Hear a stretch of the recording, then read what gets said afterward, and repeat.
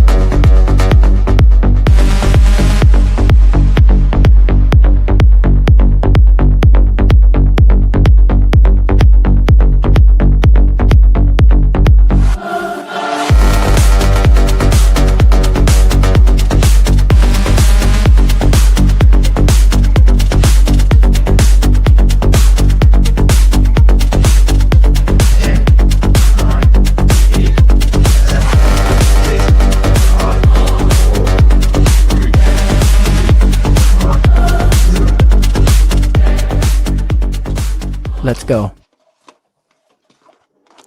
Hello, hello. Here we are. We're only 25,000 days late, but anyway. So, slight change of lineup. Abby's not feeling too great. Vincent is a no-show.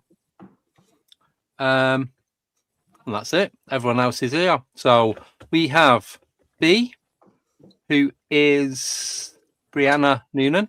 Welcome to the show. Noonan, but thank you. Noonan, sorry. Okay. That's how you say. I didn't know that's how you say your last We'd name. say Noonan in the UK. So it is a European last name, but it got changed to Noonan via my ancestors when they came over. Oh, sorry, I apologise. Oh, you're fine. You're fine.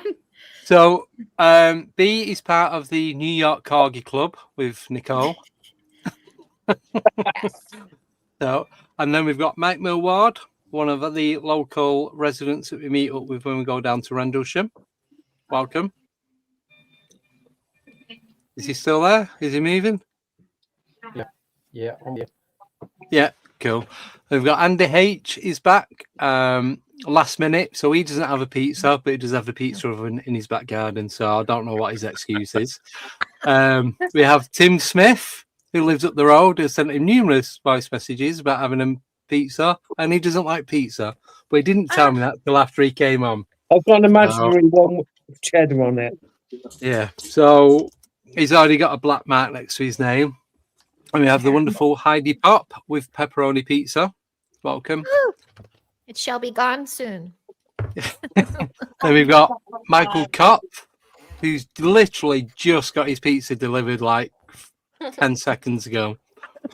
And then we've got Toni from Moonlight Paranormal, who I know through Tim. And we've been out investigating over at the hangars in the other side of Northampton. Toni doesn't have a pizza because she's had to go out on an emergency run to the hospital. So I don't think they'd appreciate her just sitting there eating pizza in the car and filming herself. The day that I have pizza.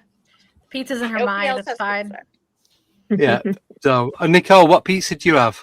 I have chicken bacon ranch. I had that too. I ate mine. She's at it. It's gone. It's gone. So, welcome to everyone in the chat. Thank you all for coming on. Elaine and Midwest and Baby doing the moderating. Thank you. It's going out on the two streams on landscape and portrait. So, and that is it. Everyone else that was coming on is either not showing up or they can't make it for whatever reason, which is fair enough. So, each guest has a number. Each number represents a topic of the paranormal. Now, the guests have been given their number, and just so they can remember it, because I might delete them. Then, well, but I was saying off air just a minute ago. So I've used ChatGPT to create the topics and then given the number. Then I've put each of the guest names in, and it's like given a number, and I'm pretty sure it knows what you guys are up to because of the numbers that you've been given and going with the topic you're given, over than Andy, who's got the shittest one, and he's going to have to do a shit ton of research, and that's his own fault for not coming on with a pizza. But we shall see. So, I think Og should shout out the first number, and then we'll go from there. So any number between 1 and 8. Oh, there is a wild card number in there for me and Nicole. And Nicole doesn't know what that one is, but you'll like that because it's something we spoke about quite a lot. So, who knows? That's my guess. So, we just wait for Og to type a number between 1 and 8.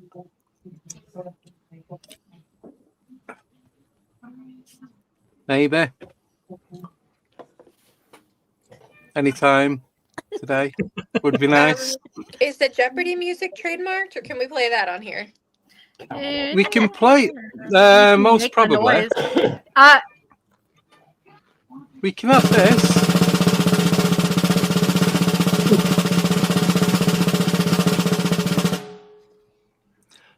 So she's gone for number 7. Okay. Are you ready? So who is number 7? That's Mike. I'm not going to tell you what you are. I'm going to put it in the chat so everyone can see, so I'm not cheating.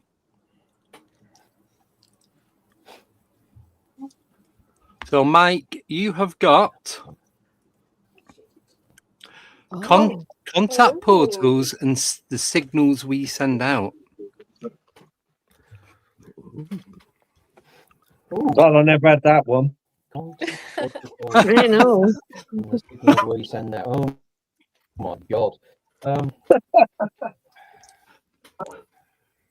don't know a great deal about contact protocols, but I'd say on the side of signals where you send out, I think that all depends on how you approach things. Yeah. Now, as Andy knows, I've with others been down to Rendlesham Forest a lot. Now, it's interesting there that the actual forest itself almost knows you after a while. If you go down there to start with, nothing will happen. Yeah. Just nothing. But once you've been down there a few times, it knows who you are.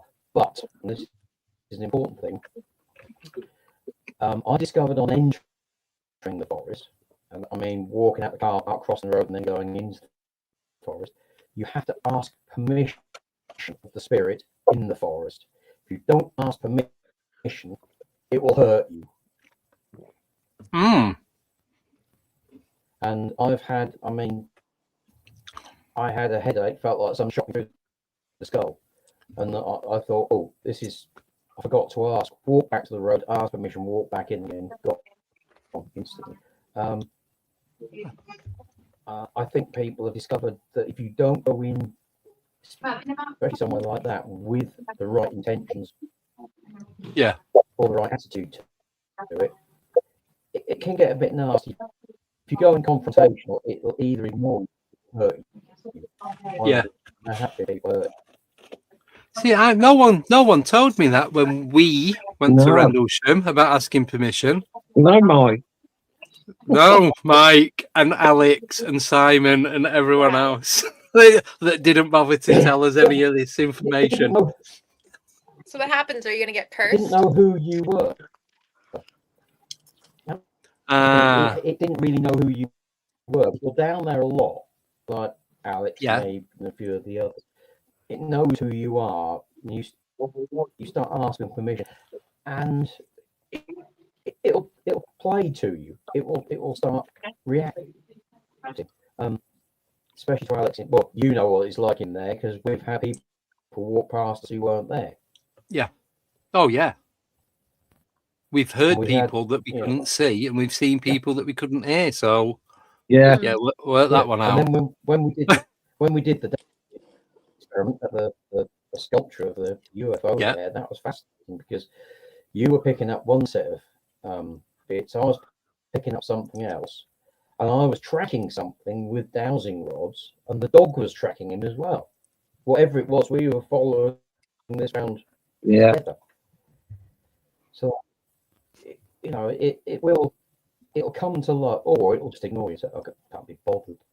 And I think that is something that goes across a lot. If you ask permission and walk in with respect, all right, you're going to get some who are going to turn around and go, no, I don't like you, get out.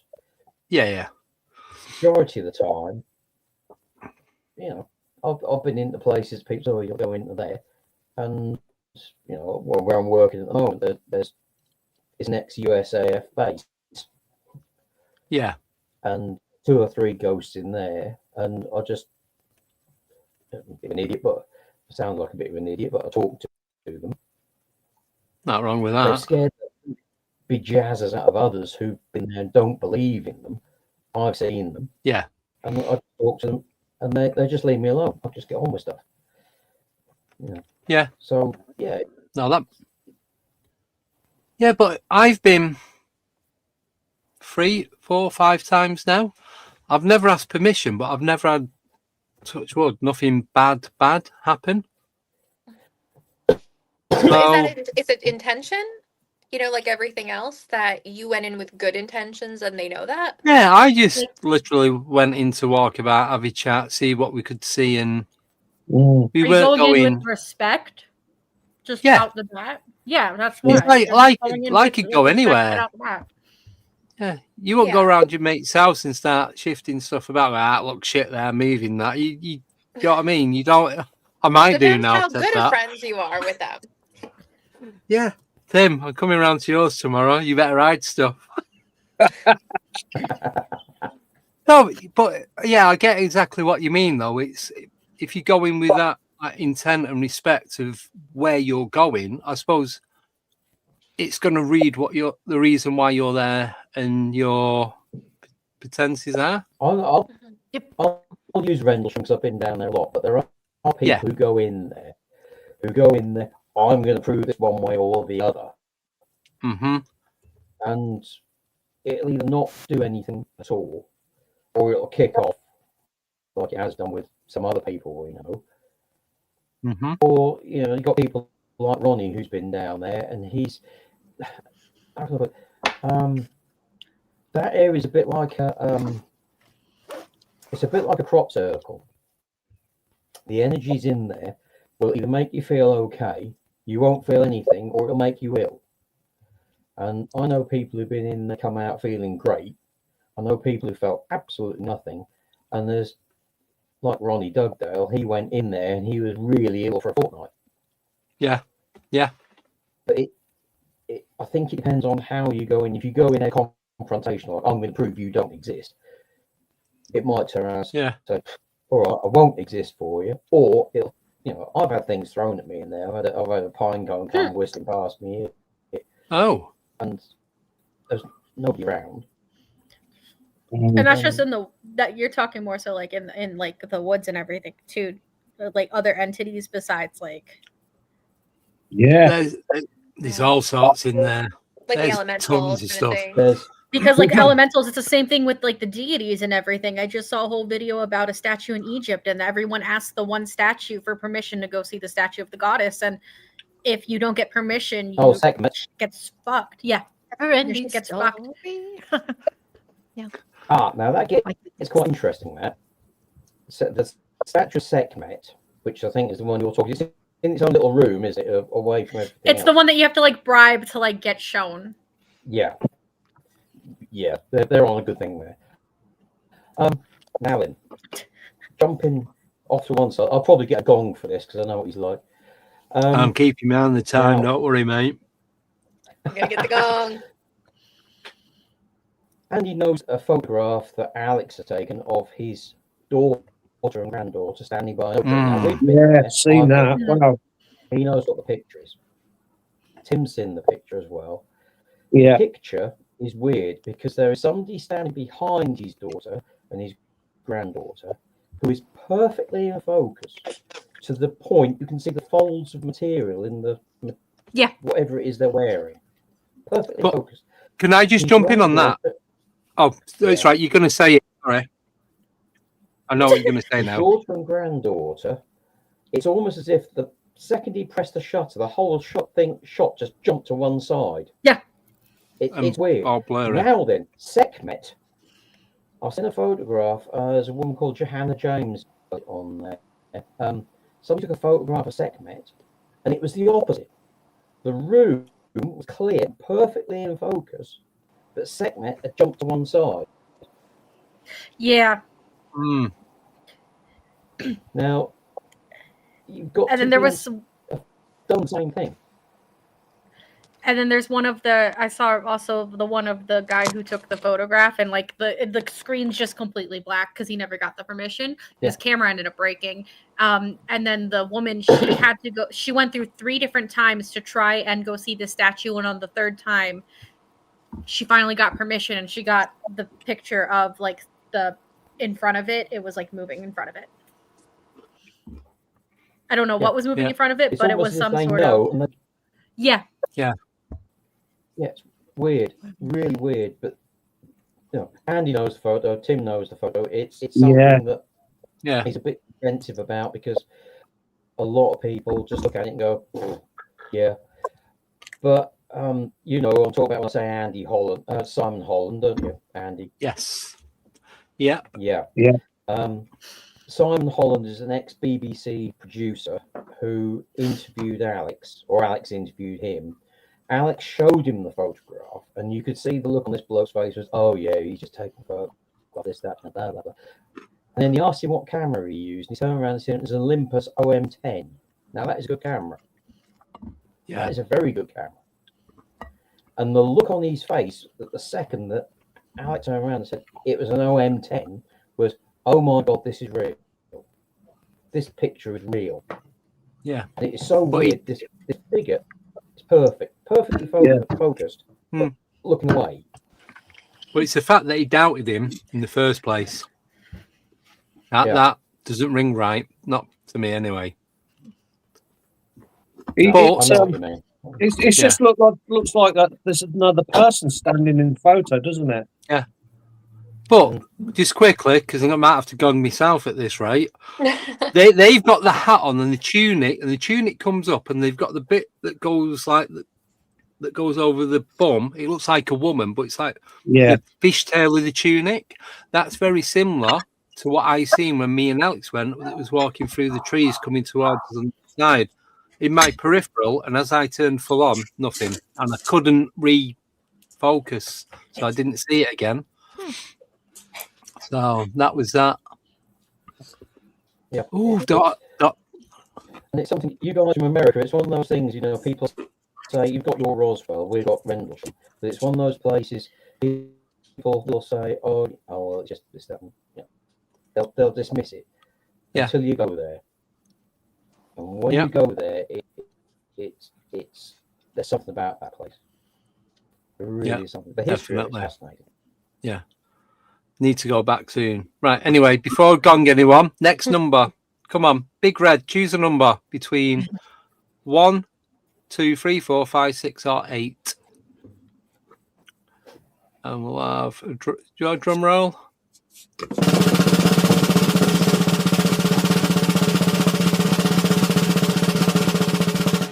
Ooh.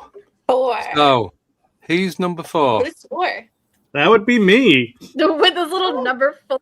Oh, right. Are you ready? What is the topic? As ready as I'll ever be, I guess. So you have... Ooh, psychic phenomena and remote viewing. There you go, Michael. Ooh, I like this question. See, I knew it. I told you. So am I supposed to give my opinion on it or explain it? Both. Okay. So psychic phenomenon, that is where you can, it's kind of like your intuition, where you'll get a feeling of taking a right or a left on the road.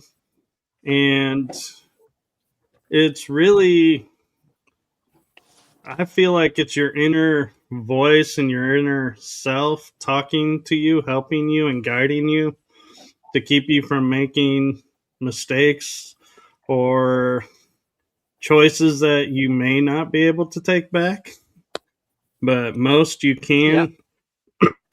And remote viewing is a little bit different. And so I'm going to spend a little bit of time on remote viewing. So remote viewing is where a group of people are tasked with either numbers or a word, and the image that they're supposed to remote view or location is in an envelope. And nobody has opened the envelope since it was put in. And everybody just sits, puts themselves into a trance state, and thinks about the word or the numbers and starts writing down or drawing what they're seeing. And the amazing thing is, a lot of people can be getting like a color or a location or a different a vehicle, so to speak, but nobody knows what it is, and it's not revealed until everybody shares what they've come up with. And so remote viewing is really getting in touch with like your third eye and trusting yourself to see and trust what you're seeing before you with no help. Where psychic phenomenon, those are, you could be looking for a missing person and you've heard the reports and you're like, oh, I'm getting a vision of this forested area. And you can help guide people that way. So it's a little similar, but different than remote viewing. Yep. Thank you. Anyone else got any of their take on it? Yeah, well, sorry, go on. Mine was just going to be like, there's like this whole thing right now. It's like resurgence on like TikTok and everything in social media. There's like the gifted and talented program. Like, I don't know if Nicole's seen it, but like the gifted and talented program with like, they gave us headphones, they gave hearing tests, and people just don't remember. But there is the conspiracy that program was used by the government to try to train us to be able to do remote viewing and open up that third eye spec. And the more I read into it, the more I'm like, I remember partial little things from my childhood. And that's crazy because my intuition is like off the rocker recently, and it's projecting more so as anxiety more than anything else. So it's like I get too many gut feelings about stuff. So it's like really weird to like think about how like that as a concept where it's like a conspiracy regardless, but that like the fact that that's like now even a topic that's being talked about now in recent years.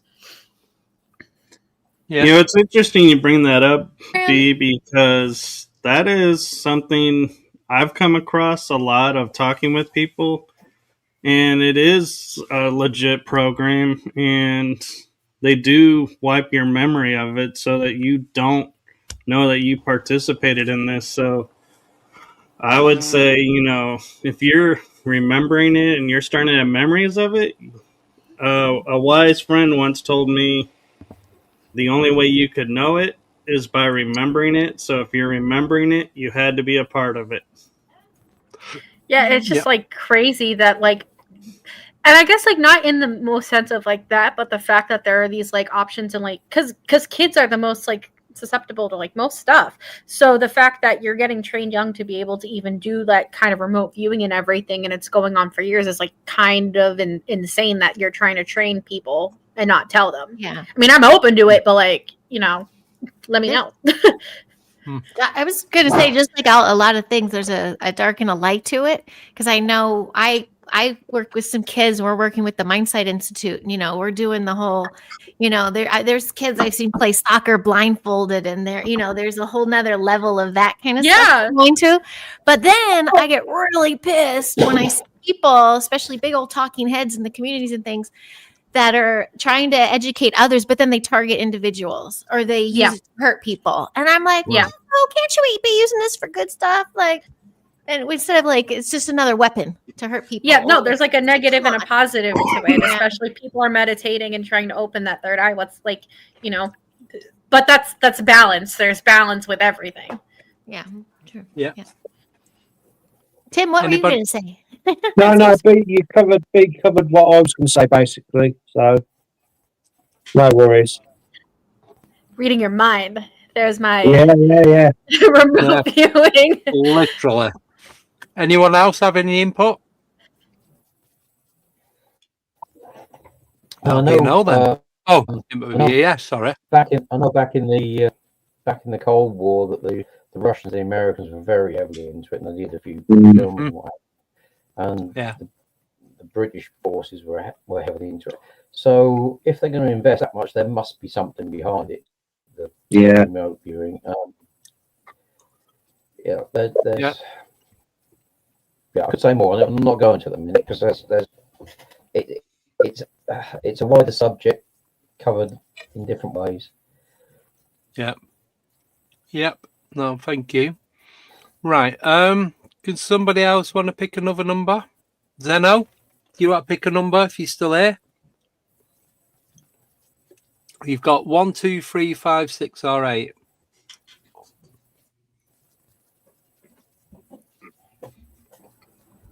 I already ate my pizza. Sorry. Oh, yeah. Sorry. It's fine. Reading the chat ahead of the chat.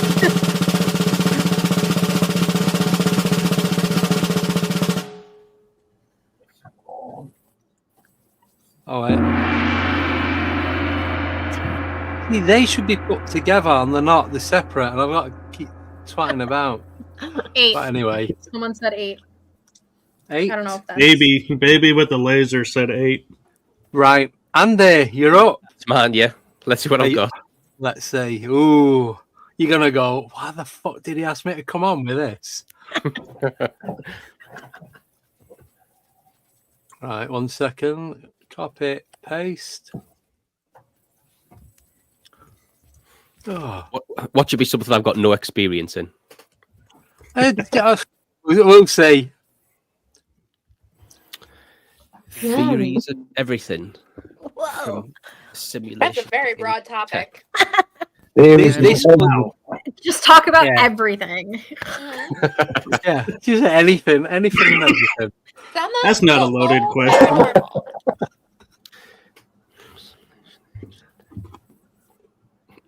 Right, I'll start off with ancient tech.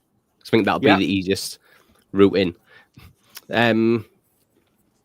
So I think Big and Mike were on about earlier about the stuff in Egypt.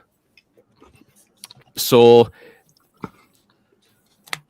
in my opinion, mate, so the pyramids may have to have been made with some ancient tech that we're not that we're not tapped into. Now, whether that is something to do with vibration that can lift 100-ton granite rocks, or whether it's some type of energy plant, or whether it's something else entirely. I think we would struggle to do it now. I don't think we could do it now, to be honest with you. So however they did it back then, the tech they had back then is far surpasses ours. Now, the fact that people don't want to investigate that side of it, to me, speaks volumes, because it would rewrite everything that we've been told. And I think it would I think it would push the timeline back a lot further. And people don't want to have those conversations. Go on, B. Do you think that maybe in a concept that whatever they did was too easy for us to even comprehend now? Like, do you think maybe they simplified it to the point that we've become advanced in what we're doing, and we're too focused on like the more like I guess electrical aspect of tech versus like the very basic part of technology? Because if you think about it, like that's like you were saying, vibrations are using the earth and everything. So would you think that maybe it was very simple to understand, but now because it's too simple that we just would never grasp the concept? No, I think they went in, like you said, where we've went the electrical mechanical combustion way. I think they went a totally different way, and I don't think we would be able to comprehend it. And I think the best way to describe ancient tech and what they had. So when I was in Afghanistan in 2013, I saw UFO when I was over there, and that looked. Has anyone seen the video of the Mosul orb? It looked like if you go to YouTube, mate, type in Mosul Orb, but that was in Iraq, not Afghanistan, and that footage was from 2016. So I saw that 3 years before. And that to me always had a feel of some ancient tech to it. And I don't know why. I don't know where I've got that from. That, you know what I mean? I've got no other explanation other than that's what it felt to me. And I think a lot of these stuff that is reverse engineered, I don't necessarily believe. Well, some of it will obviously be from ETs or insert whatever word you want. Yeah. But I think some of the craft you see, I think is ancient tech that's been found, and the reverse engineered it that way. I think it's a mix of the two. Yeah, I've just got the image of it up. It's not what I thought it was, but I have seen this. Yeah. So this Mosul Orb. So this is the one. Yeah, there you go. Oh yes, I have seen that. Yeah, when I googled it, it said the jellyfish. Oh yeah, 'cause I think it's often in the video with like the squid kind of UFO. Yeah, it is. Yeah.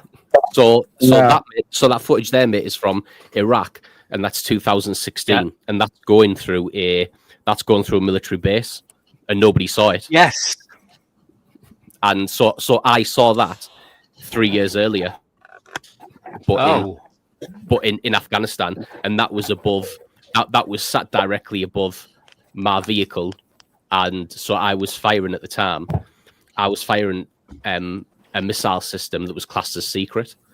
Yeah, and that was sat directly above my vehicle, and we were laid on a fire mission, and there was no sound, there was nothing, and the lad who was sat next to me said, "There's something in there." So you've got something called a deconfliction zone, which is like an how to describe it. Imagine like it's like an invisible tunnel. It's probably the best way to describe it.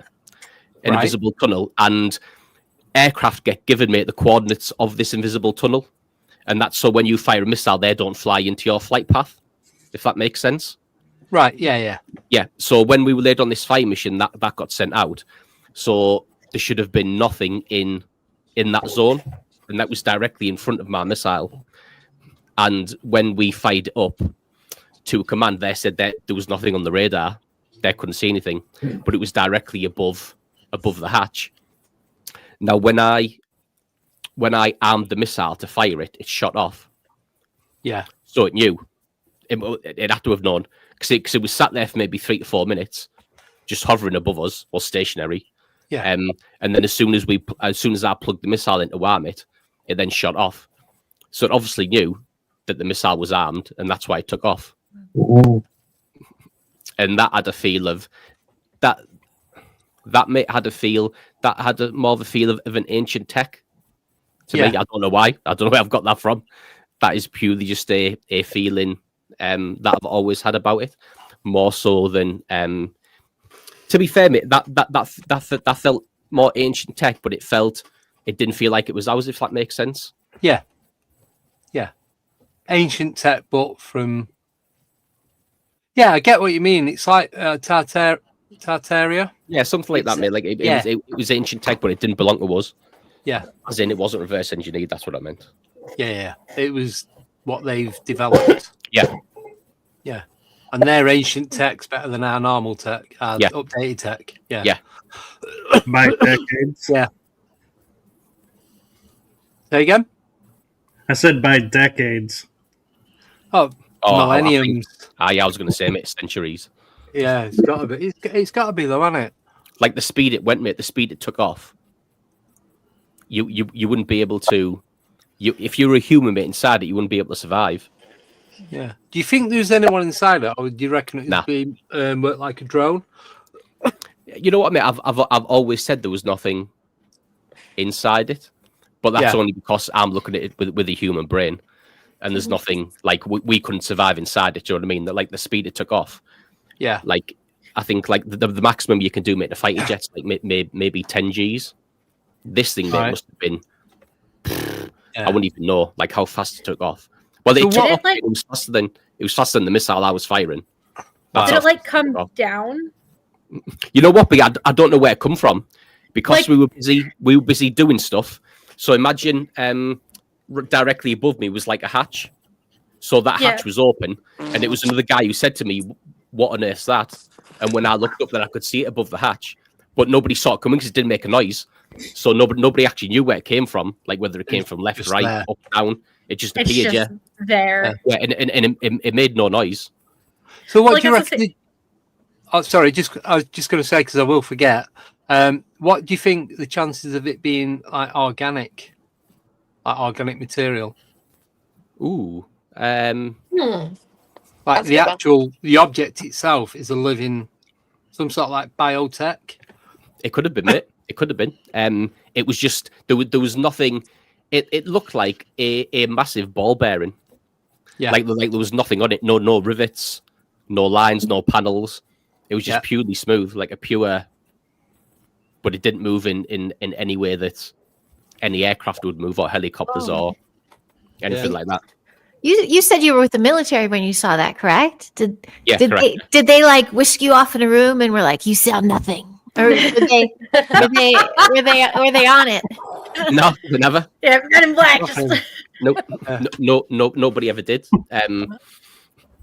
There was a piece of the only time I ever got told to is stop talking the right word, or maybe the only time I ever got stopped to ask questions was there was a piece of equipment that was on our base on our FOB that was made by Lockheed Martin.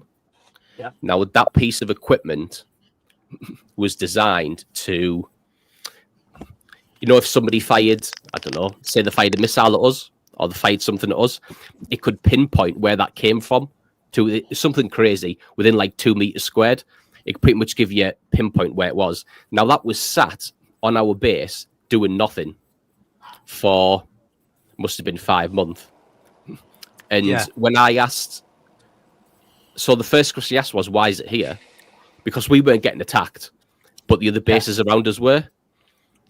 And the lads who I worked with who were in a different base were getting attacked every day. I said, well, surely it would make more sense to put it there. And then you could find out where the bad guys were, essentially. Mm-hmm. And that's the only time I ever got told to stop asking questions. So it was obviously there for some other reason. Do you know what I mean? Oh. And the only thing that made sense was it being there to pinpoint where that thing came from. Because once that thing had been and then it disappeared, that piece of equipment left. Wow. Yeah, but it's like I was just thinking with that though, what if that device was, like you said, it was there to pinpoint what was going on? What if it wasn't for that? What if that device was actually stopping you being attacked? It was some sort of shield device. Yeah, maybe. Could it have been that? And could it have been being used without you guys actually knowing it was active? Oh, 100%. It could have been used. It could have been used without was known, I suppose. Or because of the fact that you guys weren't getting attacked and the other people were already getting attacked, there was no point for them to essentially have it, because if it's going to detect, that's going to shoot off, and then you're immediately going to know someone's attacking. Like if you're already being attacked, you don't need the notification. You know what I mean? No, you don't. But you would need to know the whole where they are. Yeah. Where they are. Yeah. Fire back. Yeah. Where to hit back. No, because I was thinking, what if that was actually active, and that's why you weren't getting attacked? Because as it was, whatever they were shooting at you, it was picking it up before it reached where you were and intercepting it, and then destroying the coordinates of where it is being sent from. I know it's a bit of a stretch, but to be fair, mate, the biggest stretch is seeing what I saw. Anything, anything after that is probably the easiest. Is probably the easiest thing to explain. I mean, the only thing that ever did happen, like an American guy with a suit and a briefcase. I've never told this before. An American guy turned up with a briefcase and a suit, and he came down to the ops room where we had all the secure laptops and the hard drives, and he said that we we had footage we shouldn't have had, and he plugged like a little USB pen into the laptops, and it came like all the screen went like Matrixy. Oh, and absolutely everything got wiped. Everything. Wow. So all our mission footage, all our PTIDS balloon footage, all the satellite footage, everything got wiped. Like absolutely wiped. Like, and we'd been working on that for maybe 4 months, and we had to start again from scratch. They weren't messing about with that, was there? No. I have an interesting question for you, Andy. Yeah. Was that device on the base when you saw what you saw, or yeah? So I wonder if they were connected. Like it was trying to figure out what that device is. Oh, yeah, potentially. Oh, maybe like Michael just said, them devices were connected. So you've got the main active, like the actual rig of what was on the base, and this giant ball bearing, so to speak, that you seen. That was transmitting from the base unit to the sphere, and that was going out, finding out where these things were. No. And could that not be deactivating them? It wasn't that thing that was above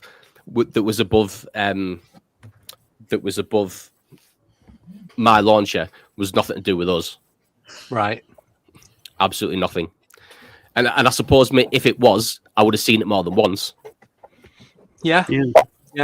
You would think if it was connected to what you've just said there, you would see it all the time. And if it was something to do with protecting us, that wouldn't be hidden. And I suppose with having clearance to work on secret projects, because that missile was secret at the time, we would have been told about it. Yeah. For the purpose of, because I can imagine, mate, if we did own it, it would have been extremely expensive. So they wouldn't want me hitting one with a missile. So it would have been in terms of, if you see this, this is ours type thing. Don't fire at it. Yeah. Yeah. Yeah. I'd almost be curious to know if the box saw what you saw. Yeah. To be fair, Mike, it wouldn't have. So as soon as I armed the missile, that's when the camera would turn on, and that's when it took off. Is that a coincidence as well? You know, it knew the camera would turn on, and then it took off. Right. I'm meaning the strange box at the base. Oh, the device that detected. Yeah. When things were being fired, you mean? Right. Maybe. But all of it it's too. I don't believe in coincidences anymore. Just from doing this, no, it's too coincidental for it to be anything other than what you've just said. It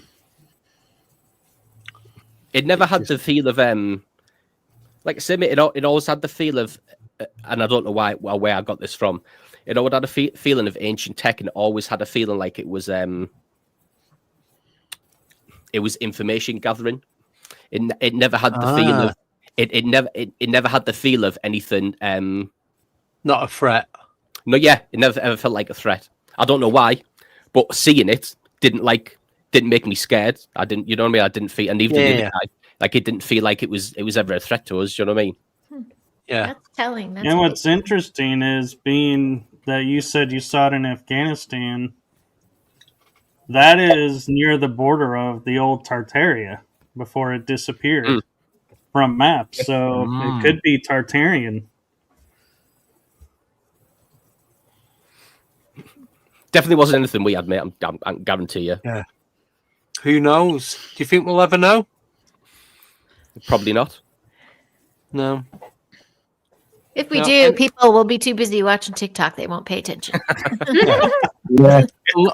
Unless they start dancing with the tech, and then everyone will be interested. Yes. Do the blog. Right. Sorry, I'm still looking at the photo of the UFO.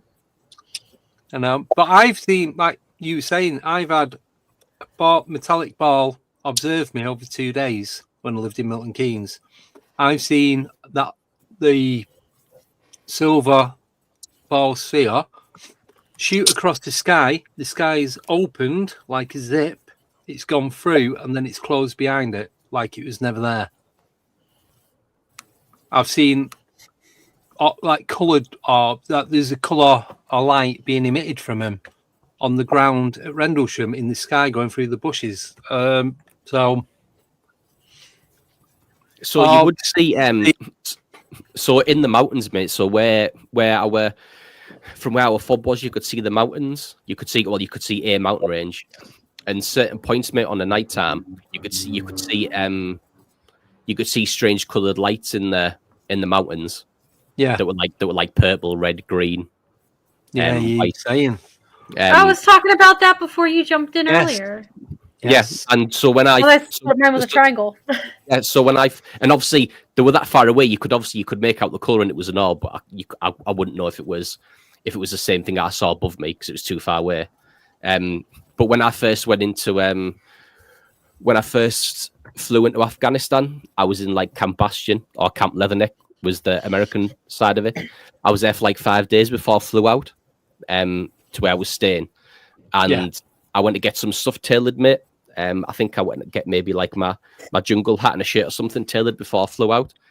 And there was local, like a lot of the local Afghans had shops on the camp just to earn money for the families and things.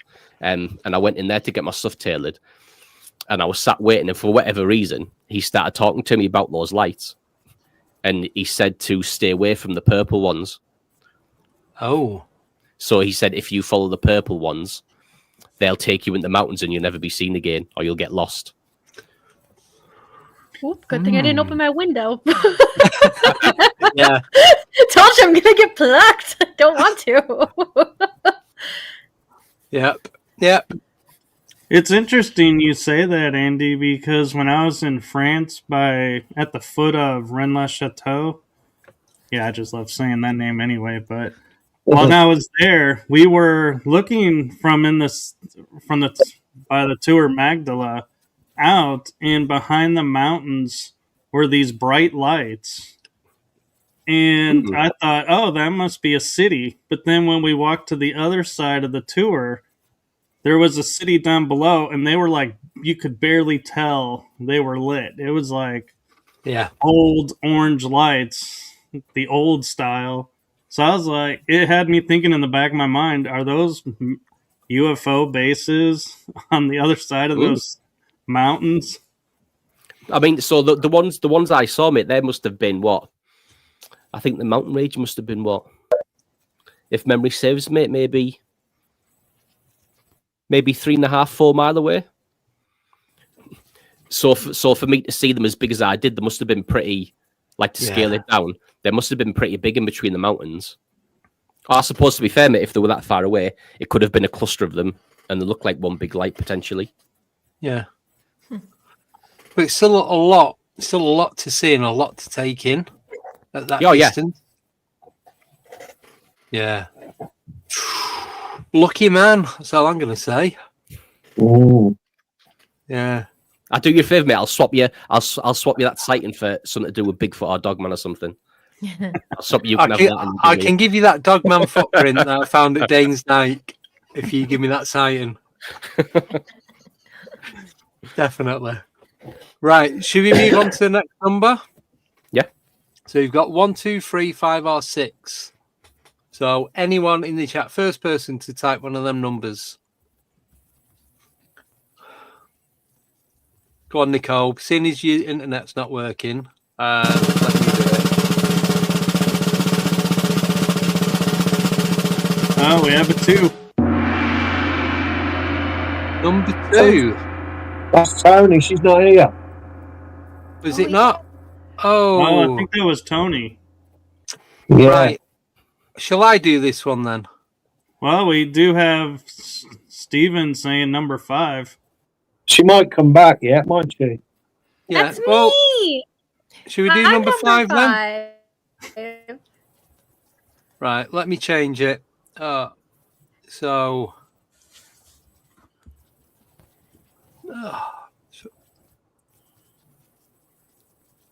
number 5 for B, and you have hauntings, residual energies, and poltergeist. goodness. ya. I love this Absolute so fix. much. One absolute fix. Fix. I told you. So there's so much, like, especially because I work with like antiques. I work in an 1800s house, 1700s technically. Hi, Nicole. Hi, just in time. Okay. Perfect timing. So especially because working with Nicole, quick little fun story. I met Nicole because her and Lisa randomly walked up to my job in the middle of an event day and was like, "Can we come look at the house?" And I'm like, "Okay, cool." And then they asked me, they're like, "Do you have any like activity in here?" And I'm like, "Oh boy, this is great. I have so much to tell you." I've heard walking. There's been a giant black mass that kind of looks like a cat that's run across the rooms before. There's been apparitions and just everything, and it's residual. It's like there's these multiple things that are going through like different walks of their daily basis. And we just found out recently. So our residential ghost is Henry. He's a 1920s socialite who haunts the B&B. The rumor was that he had a speakeasy on the property. Come to find out recently, we're trying to figure out who the heck is up in this one room. And we're like, oh, it's Isabella, thinking it's like the namesake of the house, like his wife. It's not. It is Henry's wife, who passed away, unfortunately, in her 80s and passed away with dementia. So she's going through her walks of life, just going back and forth. And she has this thing where the door has to be open for an energy flow. Oh. Because if it's not open, she cannot leave the room. She cannot do her daily walk. So her walk is from the one room down the stairs across to the other house. And she's following it in a circle and a cycle. As far as the thing is that she had porcelain dolls in one of the rooms, so that's why it was the most haunted, in my opinion, because you get the most activity in there, because the hours you would go in are the hours that she would be with the porcelain dolls. And then on top of that, you have, especially working in a bed and breakfast, it's not just what's like antiques and stuff that you bring in to display everything. You're getting things from like everyone that's walking through that door. Mm-hmm. So like someone could have like their dead mother's ring or like something like that, and it just comes with them, and it's like they all congregate because it's a weird spiritual access portal point, to the point where now they've been here, they have the access to come in and out as wanted. So it's not even just residual at this point, it's they're making the decision to come stop and stay somewhere. And it's literally like insane. And the amount of people that come in, and they name all the people that like have been in the house. They name the people that I know of are here with me. And the fact that even during one of our investigations, I get told they see an old Italian woman who's never made an appearance. Plot twist, it's my great grandmother. So that was fun. She was like, nope, no, do not do this. And she threw a hissy fit later on that night. Wow. Shout out, because Brianna's location. Are we saying the name? I'm gonna keep it private because I'm keeping. Okay. I know my name is on here, but I'm trying to like keep it for us. No, we're good. But everyone else can find out after. Yeah, Brianna's location where she works is one of my favorite places to investigate. Every time we go in, there's so much activity. You get like another layer of what's going on there, and the energy there has such a connection with the people who work there that they play Doja Cat. Yeah, oh my god. They love Doja Cat, Sabrina Carpenter. It's music. So part of it is the back dining area is the music room. We have a big, beautiful grand piano. That was considered their music room. And to come to find out, like, we would sit there. Nicole, I don't know if you popped in at some point during the live stream we did on Halloween, but we were playing 1920s music, and we were taking recommendations and suggestions. And it's not only people from that era. We had someone from a guest who was staying, and you just hear distinctly through Phasma Box. What was it? It was, what was it? It was like rock something. It was like something rock. I can't remember. It was like new wave rock or something. So we found the playlist and played it. And I don't know if anyone's ever seen the EMF readers before. It was our EMF readers, instead of just going up and down to like answer yes, no questions, the way that our EMF reader ends up going, it plays along to the music. And that's like, I'll be across the room, EMF readers across the room, and it picks and chooses where it wants to be. For the most part, it does bother me while I'm downstairs. And that's a lot of, I mentioned earlier, the anxiety and the intuition. I've been told by multiple people at this point, they're trying to get my attention, try to talk to them. They don't tell me what for. They just like bothering me. And it's nothing in like a mean, like they like messing. They like messing around. I never think of it as anything like negative other than the fact that they just are like, ha, we're going to scare you. That's it. Wow. Black mask, I don't know. I got a curious question.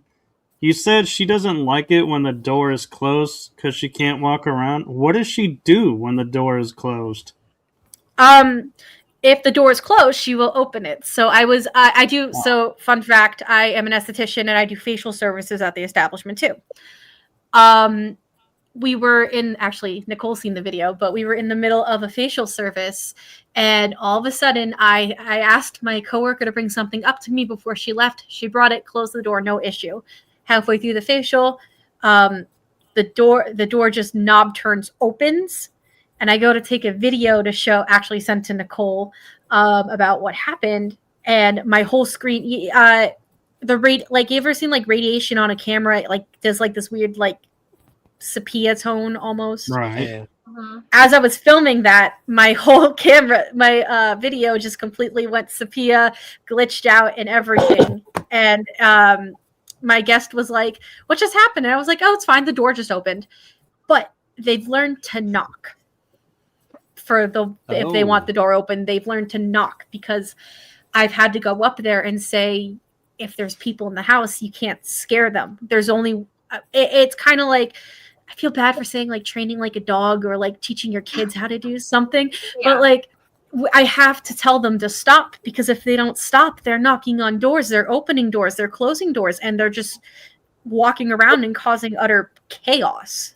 Even me, I was trying to record something earlier to promote this. I was trying to record like a get ready with me, and my phone just completely had so many issues. My phone dies constantly. My phone goes missing. They take stuff. That's why I'm like, you guys can mess with me. You cannot mess with any clientele, because I can't have someone running screaming out of the house. Unless they're a paranormal investigator. If they're a paranormal, We don't run screaming. no. Yeah, you shouldn't be screaming. I We will run say the one there. time, the one time I did scream, which I'm really surprised it's never happened with everyone coming over. We did open up on the haunted history trails to like let people come do mini investigations if they want to in their room, etc. Just, it's another thing for us to be on to get bookings. And someone came over and recorded their YouTube video, and in said YouTube video, they were messing. Henry was messing with the mag light, answering yes, no questions, and we see a light go off. And we're like, oh, because the fire department's across the street. We're like, oh, the fire trucks are going without the sirens right now. That's probably what that is. No, it answers yes. And our antique lamp that you have to click to turn on, it just flashes on. And I'm like, oh, okay, this is great. I'm going to throw up now. That's great. Wow. Andy, we'll add it to your list when you come back over to the US. Yes. And it's more like you just got to talk to them and like be like, not right now. I've learned that after dealing with all of this. You got to like lay out your boundaries. Yeah, like they're allowed in the kit, like, because I also live where I work. That's partially why I'm not saying the name. But like, they are bound to the kitchen area, which in doing so sets my camera off at 3:00 in the morning. And drive the dog crazy. Drive my dog instant. How many are there? How many spirits do you think? You know. So, out of the top of my head, it's Henry, Gladys, my grandpa, my great grandmother, and then another family member of the namesake of the house, which we found out last time with the gun. Mm-hmm. And there's a child. Isabella, but there's also and you had the kid that drowned. the kid. I think that one came in with someone. Maybe.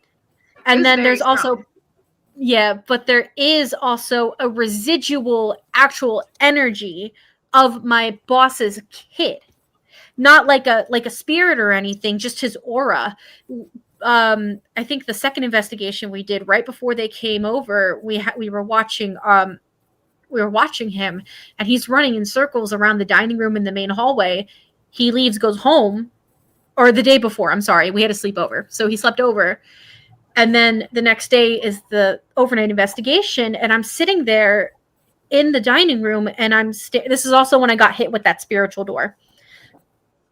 After that happened, I see this about the same size as my boss's kid, just gold outline with like a purple kind of hue around it.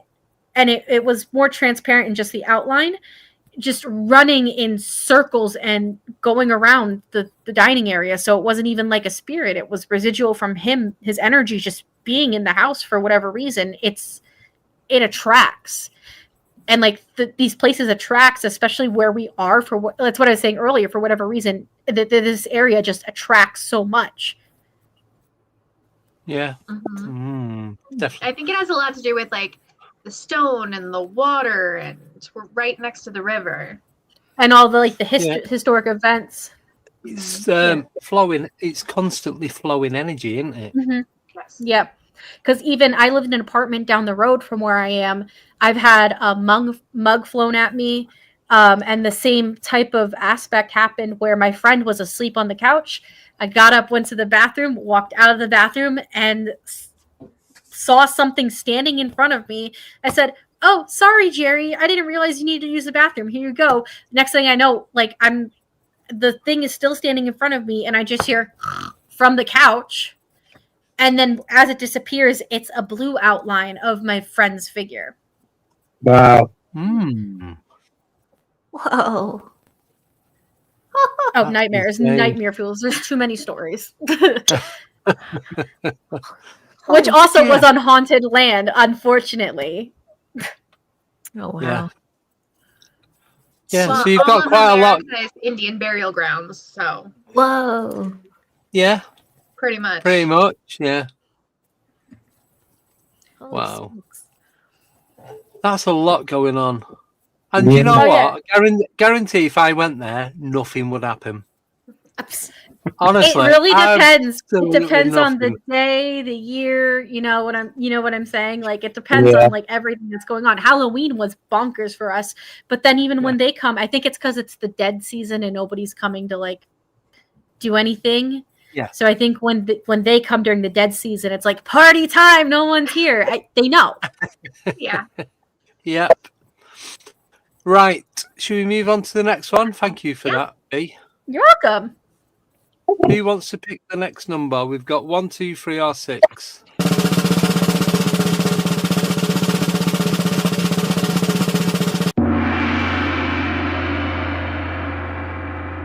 How smooth that is and everything. There's no gaps or nothing. I like I it. know. Just don't use the fountain one. That one goes on for like ever. Does it? Right. So just wait. I'm going to excuse myself for a second. Yeah, that's cool. So just waiting for someone to pick a number. Number 3. Oh. Ooh, who's number 3? Who's number 3? I think is the wild card. Oh, yeah. No, is it? I think so. What a memory. I know. Well, so prepared. I'm awake apparently today. You are way too on it, Mr. Cott. Andy doesn't even know his own topic. Oh, no! Right, so this is for me and Nicole, number 3. I forgot. I just remembered. Yeah. Right, I'll wake up in a moment. Don't worry. I am still here. Right. I'm ready. So, we are doing cryptids and interdimensional beasts. Oh, you Squatchies. I thought it said interdimensional. I thought it said beings. Didn't realize it said beast. So go on. Do you want to start? Oh, cheers, Rob. So where do we want to start? Which cryptid or international beast? Mothman. Mothman. It's my favorite. Yeah, I really want to see Mothman, but it's like a harbinger of death. So I don't want to see Mothman, but I want to see Mothman. No, see, this is the thing, right? So is it a harbinger of death, or does it turn up to go, look, shit's going to go down, you need to start looking at nuts and bolts and start fixing things, i.e. the Silver Bridge and Point Pleasant? Was it that, and it was like hanging about going, well, there's no maintenance guys here, you're going to get a big shitty surprise if you don't sort it out, and it is Christmas, and you're not going to be impressed, and there's going to be a lot of cleaning up, basically. A warning. And nothing was done. But would people consider it a harbinger of death if nothing happened? Like, if you were warned by Mothman and then nothing happens because you fixed it, Mothman wouldn't have that reputation. No, it'd be like a guardian angel, because apparently, I don't know how true this is, so don't hold me to it. I have seen it on a few different things. There was a flying humanoid type of cryptid seen just before 9/11. I haven't heard that one. And I've gone down every 9/11 conspiracy. And a couple of UFOs. I think it was like 2-3 weeks before. It wasn't like a couple of hours. It was a little bit. But there's supposedly, that's why I said don't hold me to it, because it was on the internet and you can write anything on there, as we know, because we do. But going back to like West Virginia, it was hanging about on the Silver Bridge. People kept seeing it. You had all the stuff going on with Indrid Cold. You had the phone calls, the tapping, the reporters, the Men in Black. Everyone was turning up. There's just loads of stuff going on all at once. And then this was like the last bit that was happening. There's a lot of warnings going on. Like these news reporters, can't remember the woman's name. People, the Men in Black would turn up into the office on the high street and say, yeah, don't talk about that. Don't say this. These people cutting across, these Men in Black were cutting across these muddy fields where it's been raining for days. And they turn up at the door and they've got the shiniest, most polished shoes on you've ever seen. They should have been caked in mud and there's nothing on them. There's too much that didn't make sense. And then this thing, like I said, going back to the Mothman, it was seen on the roof, not on the roof, on the bridge. But then the first official or witness statement was at the TNT factory on the big like concrete domes for the ammunition storage. And then apparently it chased two couples that had gone like doing teenage stuff in the cars and what have you. Trying to be careful with my words. And apparently not getting demonetized. Apparently it was flying alongside him and he was doing 90 miles an hour. Right? So this is what were they doing? What were they doing in the car at 90 miles an hour? I don't think they was doing that 90 miles an hour. That is very dangerous. Fornicating. Illegally driving the come on, I don't know what we're talking about. In the 1950s, were there your average road car, could it do 90 miles an hour? Oh, absolutely not. Yeah. I didn't think so. In the 50s? If you tweaked it downhill with the wind behind you, nobody's searching. To a jet. But apparently he was doing 90 miles an hour to get away from this Mothman. So there's a lot of stuff going on, but they think that there's more than one. Is that like an exaggeration? Sorry. It's like an exaggeration, though? Yeah. He's probably like he was like, I was going 90. Yeah, he's probably doing 35. Their top speed car, their car top speeds vary wildly, with average sedans topping out around 70 to 100 miles an hour. In the 50s? In the 50s. They're using some kind of scale. I don't believe that. Because they were doing teenage stuff in cars going 90 miles an hour with Mothman flying behind them. Weird kind of drifted. So there's parts up. There's parts up at the there's parts up at the TNT area, and then there's all this stuff. So they got in the car and it started following him and chasing. Oh, you know, it could have been a not air balloon. I was doing. Wait, 100. Was the topic Mothman? Yeah. Yes, I was doing. It's an interdimensional being. I was doing 195 miles an hour, and had a real life hot air balloon kept up with me for 382 miles, and then it vanished. You heard it on the internet, people, so it must be true. That's true. Wait, do we talk about the Mothman statue?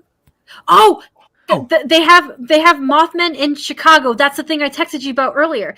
That lady in Chicago. There is this woman on TikTok who tells all of these like supernatural stories. Chicago has gargoyles, mermaids, Mothman, vampires, literally everything. And my favorite video is the lower whacker gargoyles. Yeah, she maneuvered down there by accident, like lower whacker. She got down there by accident doing Uber delivery, and her car got stuck, and she heard a growl on the outside of her car. She booked it out of there, but she's worked as security and like Chicago's crazy because it's a city on top of a city on top of a city. Yeah, Mothman! I grew up in Chicago. You gotta put a coin in it. It's good luck. It's been Timo again. You Timo again, Andy. Oh, eBay. Timo. eBay. I got an amazing. It's my favorite cryptid. I got The an balloon story amazing. gets more fantastical every time. Before long, Andy will be on the balloon. I got this on eBay 2-3 years ago. I was bidding Christmas Eve, and it was ending around 10 a.m. Christmas Day morning. I think there was only me bidding on eBay at that point. This is the one out of Not Fallout. surprised on Christmas Day. So, this is the one. Obviously, it's a replica of the one outside the Mothman Mount Pleasant. Museum. Mm-hmm. But this is the one out of Fallout 4 computer game.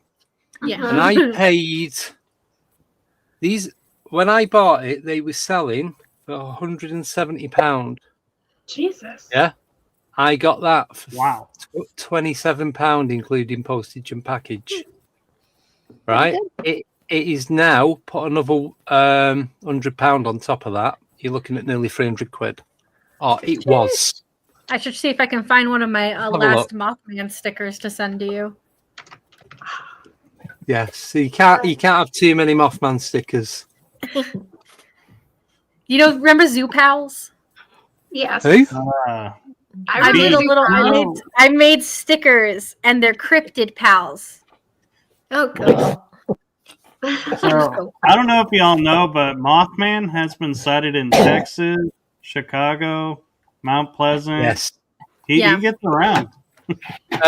If you speak to Lon Strickler, he does a lot of the flying humanoid stuff in Chicago. And I never want to go there. It sounds It's awesome. There's demons there. Michael and I are Chicago. I was a Chicagoan, but I get it. I get it. All the dark and light. But now I'm LA, so which is worse. It is worse. oh, I'm gonna go to Chicago to see the gargoyles. Let's you know what? Let's go to Chicago. I'll send you. You can go into the post office from that lady's story and tell me what you feel. I'm not going in any buildings. I'll FaceTime you. Good. I ain't going in any buildings. Andy's looking on Sorry, eBay. He's bidding right now. Oh yeah, that's what I said. Only you bidding. Yep. He's getting another Mothman statue. Right? No, I'm just they're like $400. They're insane right yeah, so it's on the there you go. So this exact one now on eBay is £340 plus VAT and delivery. So you're looking about £400 for that.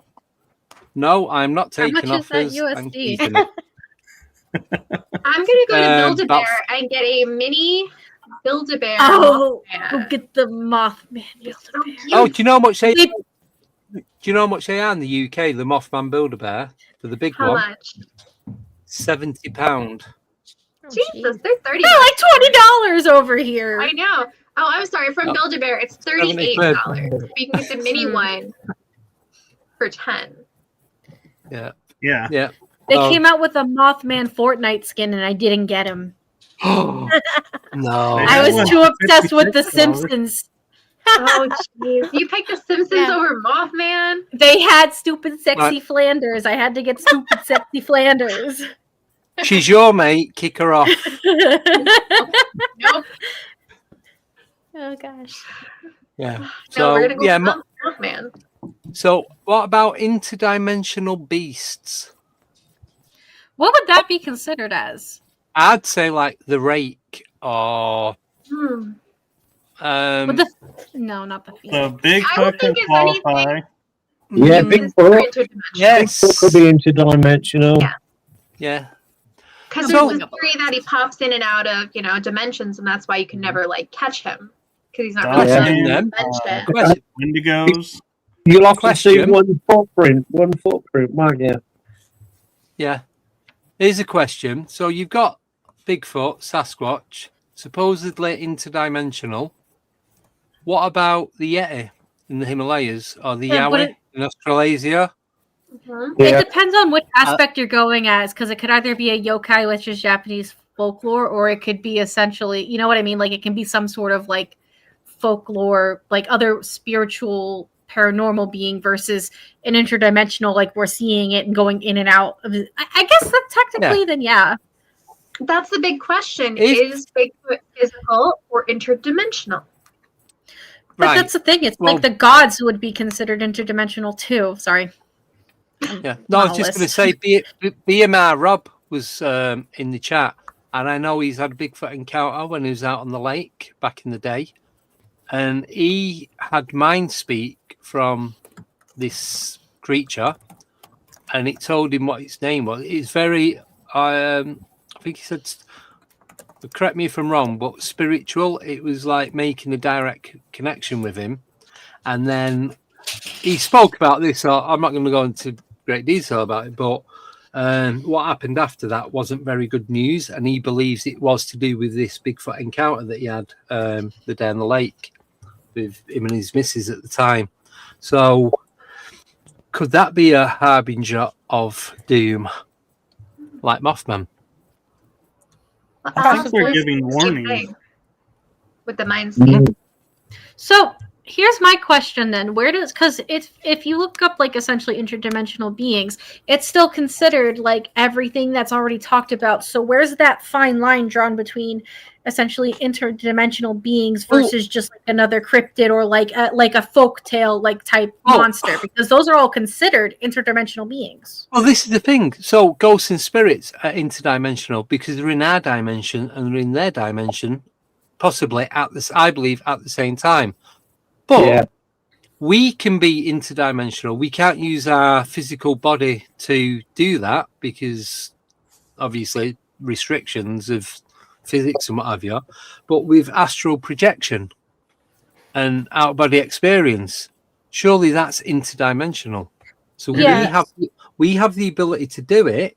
Just the majority don't know how to. But then it's the very small figure of not interdimensional. If you think about it, is kind of essentially those sea creatures like the Loch Ness monster, because they're physical beings that can't jump through times. So it's very small few compared to a wider range that is everything, especially with demigods, gods, yokai, folklore, American cryptids. It's a whole thing. It's 4 that aren't considered. Or Nessie could still be interdimensional because nobody's found Nessie. What if There's also folklore. But this is Yeah. also folklore. That's from Norse, Loki's illegitimate son. Yeah. It's the- So why don't Gargamel. we flip it the other way? What if all these dimensions are just like a layer on top of each other, and we're in all of them? How do we not know? Wait, that doesn't sound right. It's all right in my head. How do we not know if we are in another dimension at the same time as being in this one? We know we're in this one physically. How do we know metaphysically we're not in another one doing something the same, similar, or something completely different at the same time? That's the whole thing with Small In World your right now. argument is past, present, and future is all happening at once. But if you are physically and consciously changing your future to make it better, at the same time, you are correct. You are changing your past to make it better than what it was when the crap stuff happened. Because if Or you're going something like forward in time, it's spanning off at branches. Yeah, So every but decision then you make, there's it's- another branch. But then they're saying it's pulling. I don't It know. can go to the upside down. They're pulling Yeah. the past with you. So if you're doing the good stuff in the future, it's correcting the crap stuff that you did in your past. Or it just completely branches off with the different decisions that you're making. Andy, And here's it's one all for you, just- though. Yeah. What if this is the astral and we're Yes. actually somewhere else in another dimension thinking we're the original and we're not? We're an astral projection. But so here we go then. So have you ever woke up? Obviously you've woke up, but when you wake up in the morning and you feel like you're not yourself, something isn't quite right.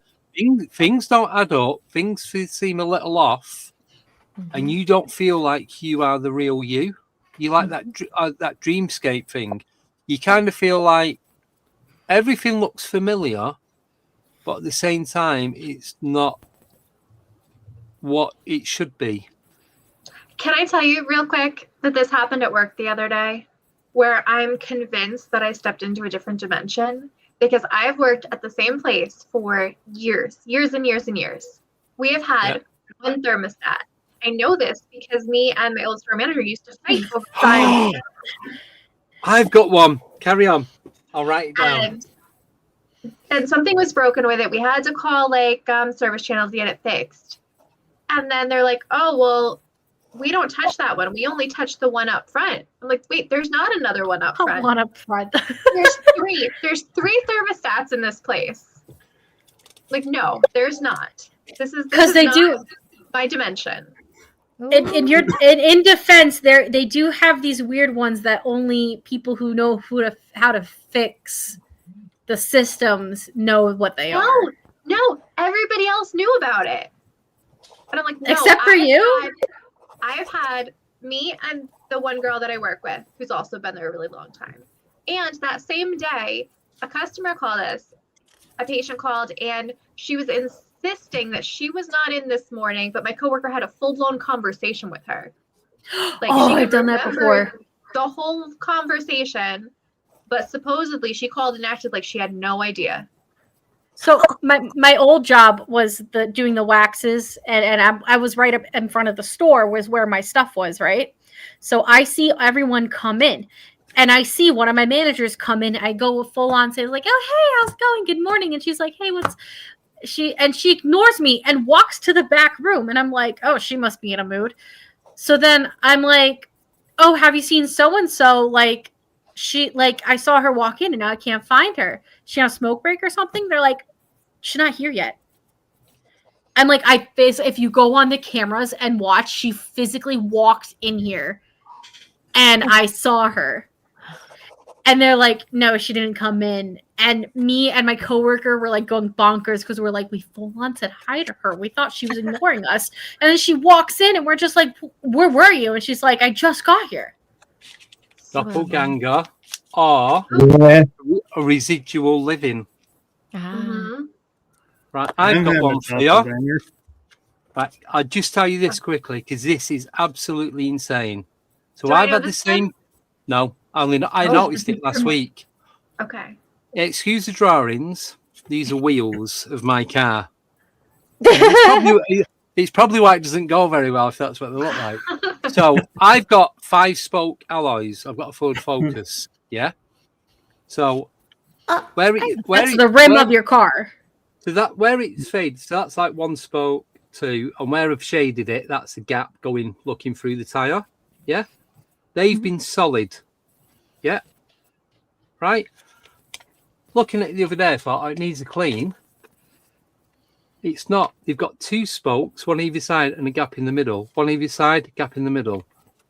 I've had the car nearly 7 years, and I've only just noticed, and I, nearly 100%, are adamant that they were solid 5 spokes, like no gap in the middle of the spoke, and it's not.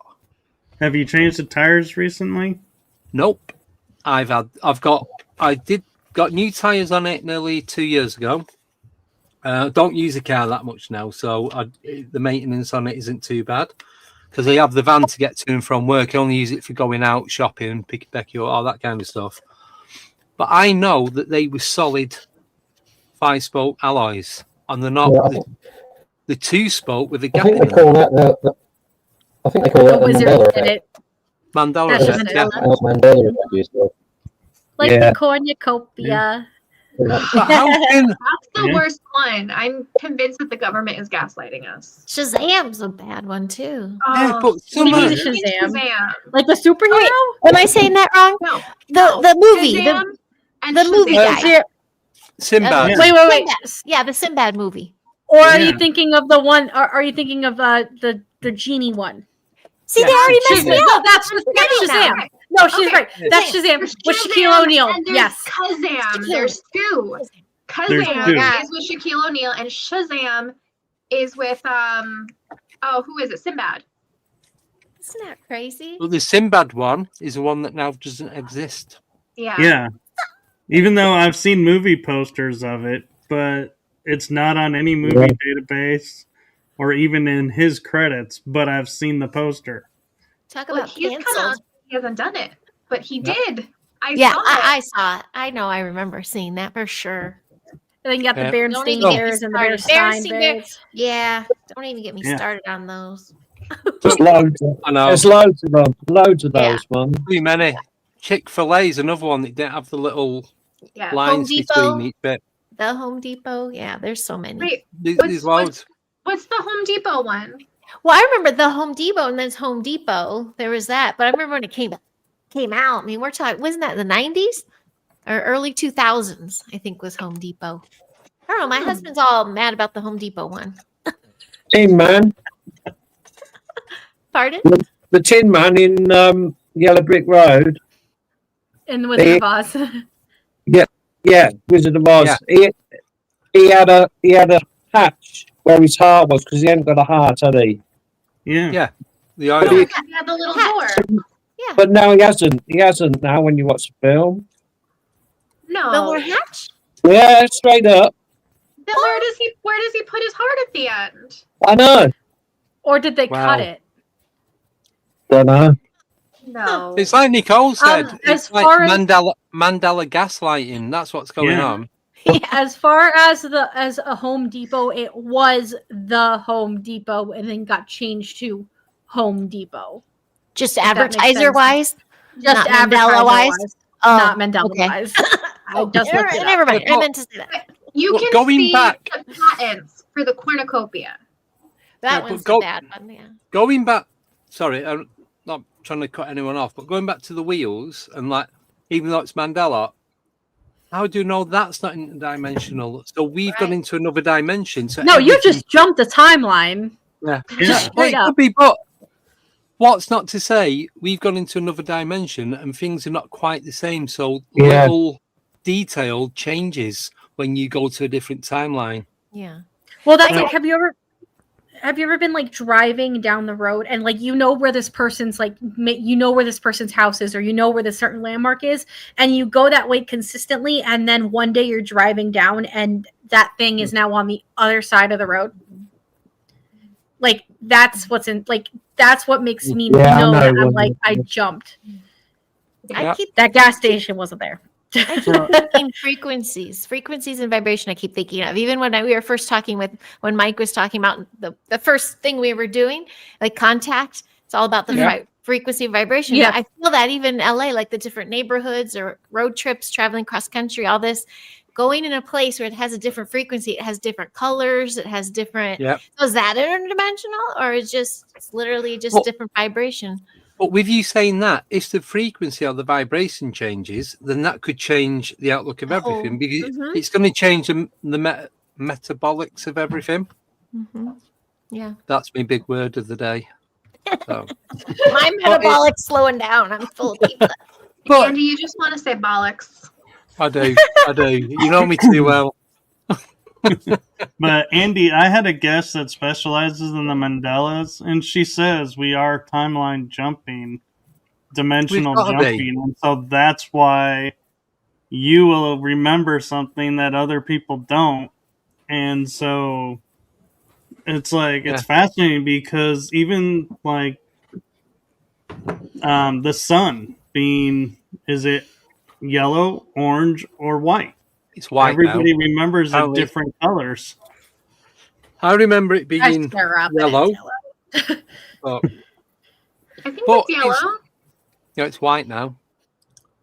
Bright white. But is that because it's dying? Because the sun's just a giant, like scientifically, it's a dying star. You know what I mean? Yeah, but it's not supposed to die for billions of years, so I don't think it's all right. In our lifetime, we would see 3 different colors. Yeah, NASA have got spare ones. It's all right. You know what's really insane? I'm not even joking. That's true. The amount of aurora borealis. Yes. The amount that the aurora borealis has been seen frequently. There's been like 3 sightings in our area. I mean, I got the picture of the house, but like, there's been so many, and it's insane. It's like, oh, last chance to see it, and now it's like the most common. Yeah. Every like 2 months, there's more. Up until up until 2 years ago, you could only see it on the like north of Canada, like right, like Alaska, to Scotland, like the Orkney Isles or the Faroe Isles, like the most northern point before you get to the North Pole. That was the nearest place you can see it, and you're seeing it in like South Africa and places like that now. But does that mean that the veil is thinning almost? Well, if you look into it, they reckon it's the solar flares that are being kicked out because of all the stuff that's going on up there. So I don't know. I can tell you here in Texas, we haven't seen it yet. There's still time. Yeah, well, if you look into it, there's a government thing where they're like projecting auroras. They're making it. Well, if you look in New York, if you look at the patent list and look at what NASA own: replication of the sun, replication of the moon, replication of atmospheric layers. We're just going to be in the tons of stuff on there. Yeah, honestly, Agnost is the best person to talk to about all that. Oh yeah, he's very knowledgeable. Scientific programs like NASA's rocket experiments and the HARP facility create artificial glows or study the ionosphere to understand natural auroras, often releasing vapor tracers for research, which can look like mini auroras. Or, hear me out, Starlink, because there's going to be more Starlink satellites versus regular satellites, and they're kind of pretty much like the whole theory is that they're going to be around and we're not going to be able to see actual stars at some point. What if that's projecting? Here's a question. Like why are none of these satellites crashing into each other? Because they can't all be in different atmospheric layers. They've got to be around the same point. I think like the Starlink or just like the satellites in general? In general. Just because I think the Starlink, like Elon Musk's ones, the way that it is, it's because they're more dronage, more than big giant satellite. They can be at a different level than all the other ones, and they also they drive together, so they can be perfectly placed. Versus all the other satellites were essentially just shot up there to begin with, so they're just up there. Yeah, free floating. Yeah, free floating. Versus like the Starlink, like they're driven, you know. Right. Well, apparently there's nearly 15,000 satellites orbiting Earth. Yeah, but we are a giant ball in the sky, so it's not like the thing is, out of space up there. There's 15,000 of them, but there's only less than 5,000 are actually active. So it's a bunch of space junk. So there's 10,000 plus that are not doing anything. It's going to come crashing down like in future. Have you ever seen that Futurama episode? At some point, Earth just shoots junk up into space. Yeah. And then it just goes down into New York. It just crashes. Into New York Yep. specifically. That's But, where it's all like, going. No, literally it was All New with a York. rocket inside of it. Yeah. Right. Like, what if that's what those satellites are? Andy's going to gong us. No, I'm just thinking, because I'm looking at the time. We've got 3 more subjects to cover. So do you want to pick a number? Fire. 1, Yeah, 2, what or numbers 6? are left? 2. Someone shout 2. 2's not here. Two's not here yet. Right, we'll leave that then, because we'll be 6. talking about that quite a lot. 6. That's Tim. Me. Are you ready? Yeah, what is it? You're gonna love this one. Duh, duh, duh. Time slips, missing hours, and dimensional glitches. Ooh. Oh, yeah. Yeah, I've had missing hours. Definitely. I know, but that's too much of that wine. That doesn't count, Tim. No, I'm trying to think. Yeah, glitch it. Oh, God. There's so much stuff, I don't know where to start. Can you do the missing Start with hours? time slips. Oh, anything Yeah, you want. we'll go with time slips first. Yeah, I don't know how to put it into words. Can somebody else start discussing it while I have a think? The only thing with time slips or like are time slips and missing hours essentially the same thing? No. No. So what The is time what is a time slip versus a missing hour? Time slip is When you more go crossing in a over different time dimension. zone. Yeah, Yeah, and you go in a Not different like- time zone. not like Mi- Central yeah. and Eastern and Pacific. That's good. Missing time, I relate to ETs. My mom had a big chunk of like more like 16 hours missing for her. And that was when she was studying and she was trying not to get taken. And voila. Yeah. So all of a sudden she's like, shit, what just happened? Oh, that's what I where think. That's where I'm going wrong. I'm wishing to be taken and not being taken. So That's if I it. wish not to be taken, reverse psychology with ETs. Yep. There we go. Thank you, Reverse Heidi. psychology, Appreciate Andy. that. Yes. I Oh, know. like shifting into Who'd a different have known? time period. Yeah, time slip is like when you go into like kind of time travel, like when you walk into Yeah, somewhere in different the time. Victorian era. A missing time is like you're doing something, you look down at your watch and you're like, oh shit, it's 3 hours later and you have no idea where it went. Yeah, TikTok. Okay. that's what's happened to me. I was going to Cornwall once, and it's on holiday, and it's a 5-hour drive at least from where we are. Yeah. And went down there, left at 5 in the morning, and we got there about 9 o'clock. Or just before 9 o'clock. So it's impossible to do that in that amount of time, Even without traffic, even without traffic, because there's no motorways. It's 250 miles. Yeah, there's no motorways. You've not even really got any A roads, have you? No, It's just- well, you can go down the M5. yeah, but you can only get to Bristol, then you go But- over, and then you're on your own. Then pretty Yeah. much. So it's virtually impossible. So we got there in like less than 4 hours, 250 miles, which is insane. Hmm. And Yeah. part of the journey, I don't remember. Hmm. Did you That's make any interesting. So Did you stop at any point? yeah, stopped as well. Stopped and had breakfast. A McDonald's breakfast. You So can't. that would have took 20, 30 minutes. Yeah, when I drove to Somerset, it was 3 hours 20 minutes, and I The was a straight lot through, further than that. and I Wouldn't that drove be the- straight through without stopping.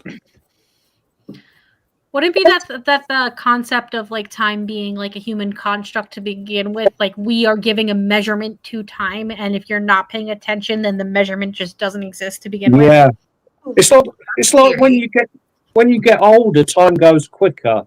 Yeah, definitely. Nicole can tell you why. It's a cognitive something or other. Yeah, it's I like remember scientific seeing. Yeah, I your remember brain. seeing that. Yeah, but I mean, like when you're a kid, a week at school is like an eternity, isn't it? But when you're grown up, a week's gone like that, isn't it? You know what? There's a way you can trick your mind into thinking it goes on longer, and I'm in the middle of trying it out, and I was going to talk about it in a few weeks. Right.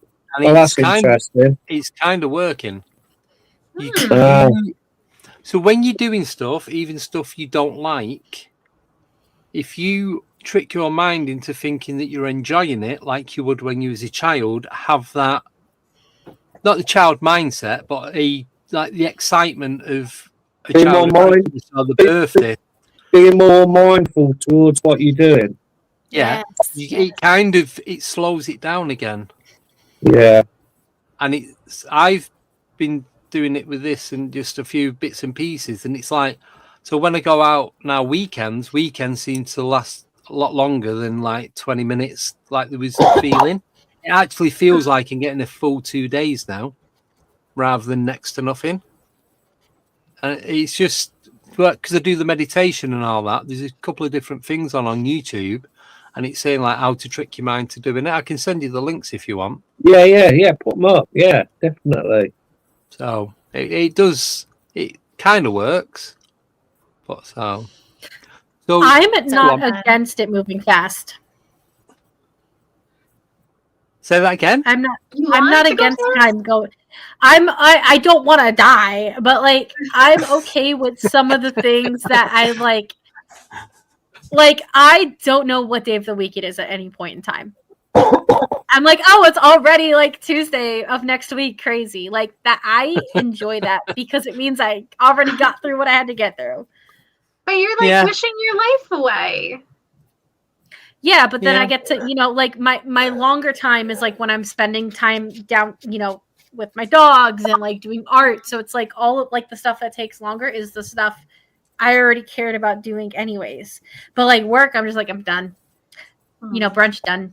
Everything's done. Actually, I'm going to challenge you, Nicole, on that. Yeah. Because I don't think she's wishing her life away. She's just getting done with the mundane so she has more time to enjoy. All right, that's fair. If somebody wants to teach me how to get through the work week faster. Yes. I'm open. Sleep. Just love what you do and the time will fly. Well, where I work, I can't sleep. No. Just shut your brain off. Like you just got like that's the thing. It's like when you're focused too much on the work, that's when it like starts to drag. If you're just sitting there and you just go through the motions and you're just like like with cooking, I'm just sitting there and I'm like, oh, I know how to make this like easy peasy put together 1, 2, 3. If I don't have to think about it, it doesn't matter. I'm just doing it on automatic, and my brain. I now do that at work. So every day, regardless of what route I go on, I have the same concept and same focus as to each day, and just do each job at a time. And it's just a nice flow. Yes. It's not here, there, and ever. It's just, it takes the same amount of time every day, whether I go quicker or slower. But if I keep at this constant meditation, is it? Which one? I would say meditation. I've been teaching the kids all week this because we're studying ancient India, but we're about harnessing their energy because almost like a Stranger Thing, this powerful thing that they have.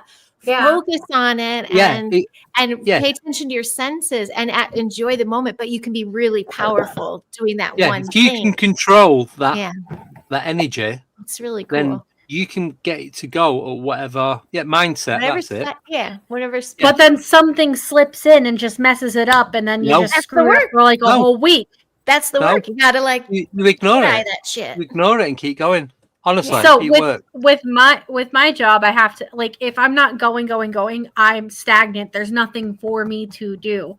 and I have to be working and then going home to do something. So like I have to work and then I have to clean. I cannot just have an off day. I have to be, if I'm not doing work, I'm not going to work on the stuff at home. Got you. I hear that. But if I'm going, off, you can yeah. stay going. Yeah, But an what object if in you- motion Energy. stays in motion. Energy, yeah. So what if you have like a what's it called, spreadsheet in your head of what you're going to do, your next project, your next job? So Oh, a that to-do would list. be it. It Yeah. depends, especially with like when you're working at some sort of like hospitality situation. You got a dead season, you got a really rampant busy season. You're in the dead season, there's nothing to do, especially when you live where you work. What are you going to do? Like I just wander. I wander upstairs, I go back downstairs, and I'm like, there's nothing for me to do, and I cannot physically. I should. You know what, Nicole? Just come over. Bet, come over next week. Let's do it. So, yeah, it's more of like I go on a rampage where I'm double, and like that's the unfortunate part is I go upstairs, I double check the rooms even if I'm not working. I'm not. So you the need one to be working. active. 100% I need to of be the time. active 100% of the time, because if I'm not, like I had this whole week, there was nothing Try to do.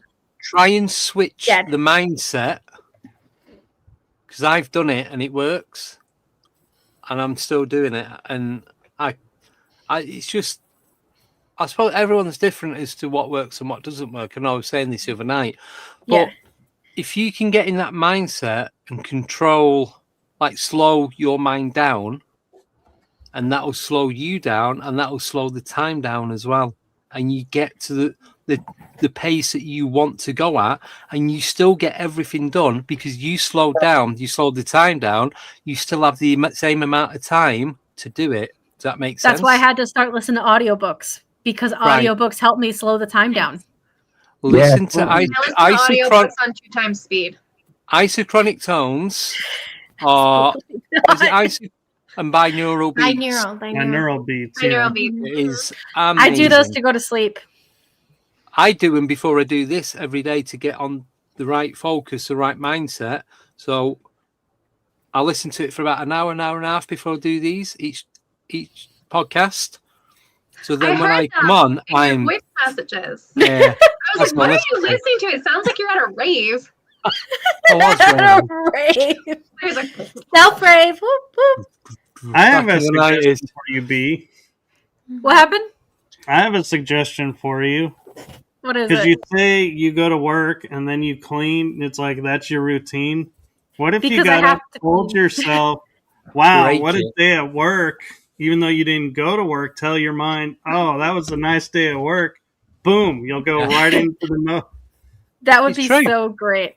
It Just works. again, just dog training. It's fine. It'll Yeah. totally work out. Just dog train my brain. But it's like, because it's, I think it's also half and half. You're cleaning for work. You don't want to clean on your off time. Yeah. So that's why Yeah. it's like object in motion stays in motion. You got to keep going while you're Yeah. going. But the And mind then is sleep. really I know what cool. you mean with the hospitality. There's always something. I used to do hospitality too, or of being of service. So there's always equipment to clean, or the truck Yeah. to clean out, or da da da da. So my off time, unpaid time, I was still working, but Yeah. it was, and it's more like, but you know, yeah, the podcasts and gummies. Gummies help. Lots of gummies. Yeah. I would Right, if I wasn't taking the phone. Yeah, that's true. Right. I'm going to share this link. I'm going to put it in the private chat and the normal chat. And this is the guy who does it. So the guy's called Jason Lewis, and it's called his YouTube channel is called Mind Amend. And I listen to the UK house and drum and bass versions of it all. Drum and bass. And it is just, you've got instant mood lift, ambience, different hertz, wails, focus for complex task, productivity booster, soft focus, complex task, deep house, ADHD, intense focus, cognition enhancer. There's everything on there, honestly. I like how the I'm- study music tracks all have animals with headphones. I know, it's wicked. It is so good. Now, I've been listening to him now for about 12 months. and it's just some of them are saving because the mixes are really good. But it worked. It's worked for me. It took me about, I'd say, 3 months to get into it, and then once I did, I'll listen to it, and I'll listen to it to go to sleep. I'll listen to it to when I'm out at work. I'll listen to it just as and when I want to. So, and it does it. It gets you in that place where you know you need to be to do what you need to do. And since doing that, I'm not going to be big-headed or anything. I've not failed on anything that I've needed to do. Everything I've planned to do, I've done it. And it's like, why can't I have done this when I was a kid? Do you know what I mean? You look back and think, I needed this like a few years ago, 20 years ago, when I was like 10. What do we got, Andy? How many more topics? 2? We have one more left. Remember. So who's number one? Number is who's gonna pick what number? Well, we've got number 1, so I'll let you all guess. Here you go. So you have shadow people and visitors in the night. Yeah, let's go. There you go. Shadow people. Whoa. I thought it was gonna be like kids, like something kiddie. So I'm like, okay, but this relates to kid stuff because, that just reminds me of being a kid and seeing the shadow people and visitors in the night. Okay, so yeah, maybe Google did get me right. So, so we just share experiences, right, or just our impression of it. Whatever you want. Well, interestingly enough, I'm moving back to a part of the country where I had these experiences. So let's see what happens to me now as an old lady. But yeah, the bumps in the night. I was like tween into teen, like 12 to 16. But we lived on Lake Michigan, super hot spot. This place is notorious. It's where, was it ICANN or some ET UFO thing was created in the 50s that moved to Sedona because there's such a hot spot. But anyway, my mom and I started getting contact every night. And for me, I came from the world of fairies and Bigfoots that in a happy thing in Oregon. And this was like kind of dark and scary. It was the sleep paralysis in my bed.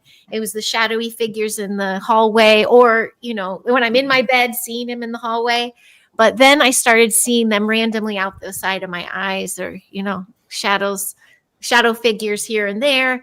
And I think the scariest part was being out. Well, the scariest part was in my bed in the middle of the night when I would have sleep paralysis moments and then like white lightning in my room.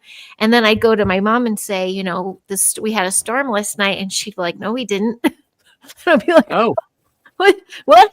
But then it was what's even scarier is I'm glad she didn't tell me at the time because I feel like maybe I was too young for it. But later in life, she told me at that time she was having the loss of time. She was having figures in her room, but hers she could see more clearly. She had Native Americans show up.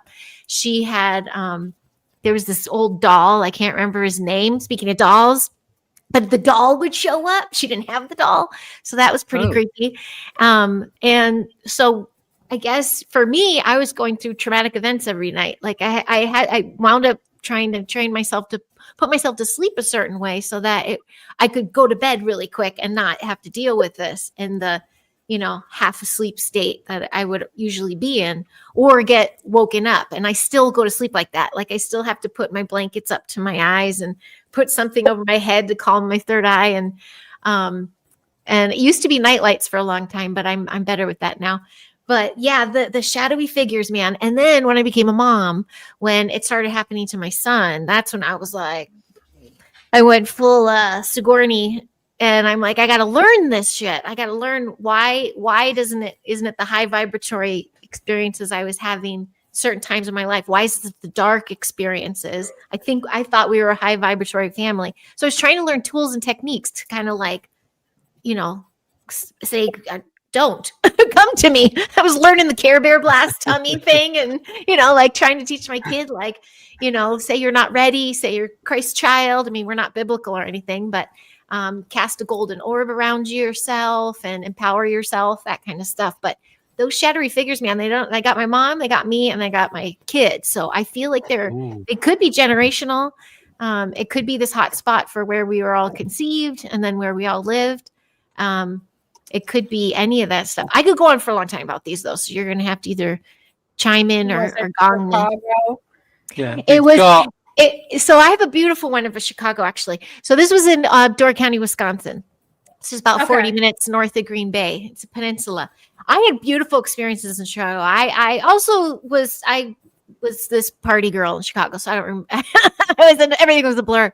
But in the suburbs of Chicago, I was about 14, 15. This is after my summers in Door County where the trauma was happening. I had an experience outside Chicago during the school year that was beautiful. Like I caught myself, I woke up, but I could see the carpet. I was like floating above my carpet and getting put back in my bed by some billowy white blue figure that came from one orb down to this billowy thing.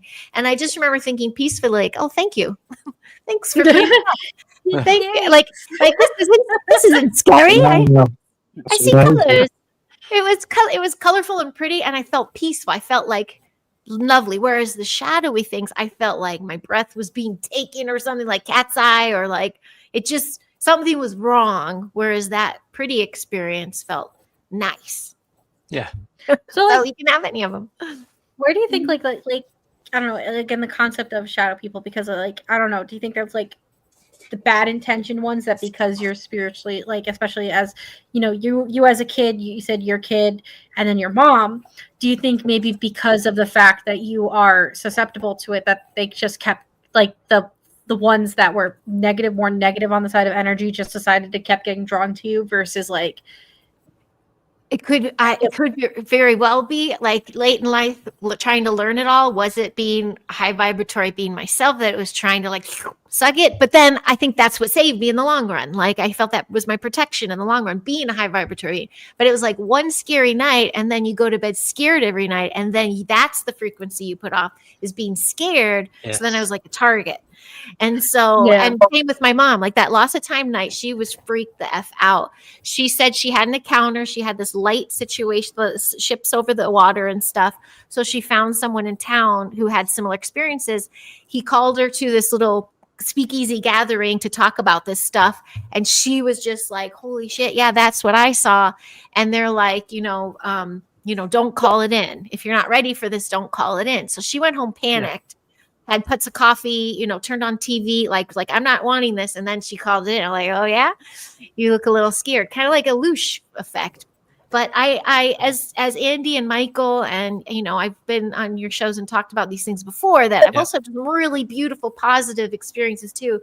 And that's why I became a teacher, and I work with kids to like harness, make sure they're protected in all these little dimensions, and also have the beautiful experiences too, and understanding that we're much more powerful. Like we're very powerful with what we have and what we have to offer. So I went through like this weakness bit. The shadow part could even be my subconscious of like, because I didn't have a face to a name. It could also just be, like blocking it out. Could have been blocking it out in general. Yep. And then I read communion, and then I started to picture things. I thought it was little communion grays and everything all over the place. But for a while it was shadows. And my little dude, it was always the stairs. So we just kind of cleared the house. And at the time, it was my grandpa passed. And, his grandpa passed. I'm like, maybe it was him. So I asked him, I go, hey, if it was him, I'm like, hey, Dad, you might be scaring Huck. Can you just not? And then it kind of stopped. So his shadowy figure could have been an ancestor. So I don't, I like to put all things out there on the table just in case. His ancestors show up too, and they could scare people. And they'll be like, oh, I saw a shadowy reptilian. I'm like, or was it Grandma? And she forgot to put her cream on. Grandma. Because if you don't understand something, it can be scary. Right. Very much so. Yeah. So that's my take on shadow people. So Heidi, I wonder, because I recently started thinking about shadow beings as being like the balance of light and dark, because they're not dark in the aspect of we can see them against the dark, but they're not light either. So do you think they could be like the ultimate balance state? Could very well be. I mean, it could very well be. I definitely was given a choice. This is the other thing I'm teaching the kids this week about that eightfold path, really. Everything's a choice. You have a choice to think, how to react, what to say, those Jedi Jedi shit, basically. And I now handle it all differently, and now I have a good time. So whereas a kid, I didn't have the tools to handle it, so that was the fear. So there could have been like an innocent, just a dark and light mix. It could have been a test. It could have been a lot of things. I hate putting a definite on things because you're always going to piss somebody off. And as I keep learning, I keep adjusting my thoughts. But you do that anyway because you might think it's one thing, and then something else will happen, and it's like, oh, well, maybe it wasn't that. Maybe now it's become this. So, but thank you. What about? They could also even be us from the future. What, Mike? What was that, Mike? Yeah, it could be. We had to have a problem with the shadow people here, and what it was my wife was working somewhere which has a lot of dark history around it, and two attached themselves to her. Like you had the problem, they were on the stairs, which is literally behind me there. And they scared her so badly she wouldn't leave the bedroom at night. She just couldn't face it. It was that bad. In the end, we did get a local medium to come in, and he found out what they were or who they were, and managed to pull them out. And it all kicked off about 6 feet that way, and she had there now. 2 shadow people. No, she had 2 shadow people removed from her. She said that was one of the worst things she's ever done. She collapsed. She literally felt being pulled clean out. Wow. But I had, as you did, a light spirit come in a couple of years ago now, and helped me out when we were going through a very bad time. And I know who she is, but I'll say she. They're asexual. She came forward as female. That was easy.